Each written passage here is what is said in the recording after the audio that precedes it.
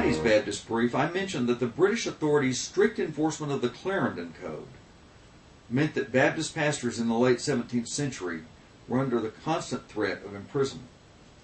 In the Baptist Heritage, Leon Macbeth tells us that Baptists had to resort to extreme measures just to worship together. One tactic was the use of private homes equipped with trap doors, leading to concealed basement rooms. In July 1675, authorities broke in on a Baptist worship service in one such home and were unable to find the preacher because he had escaped to the basement through a trap door disguised as a bench. In a similar case, as the preacher was escaping, an officer got hold of him by the coat sleeve.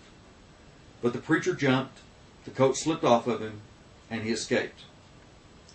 The Broadmead Church in Bristol stationed one or two young people at the door as lookouts to warn the congregation of approaching constables.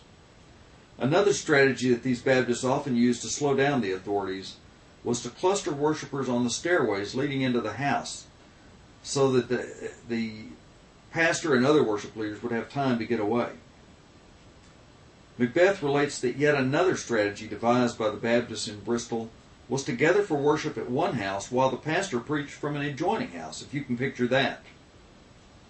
These Baptists also kept the authorities on their toes by using various tactics designed to avoid alerting authorities that a worship service was taking place, varying the times scheduled for services, wearing clothes that were anything but obvious Sunday go-to-meeting clothes, and arriving and leaving one at a time or in small groups rather than all at once. In tomorrow's Baptist Brief, we'll take a look at the early Baptist insistence on what was a foundational Baptist principle, believer's baptism.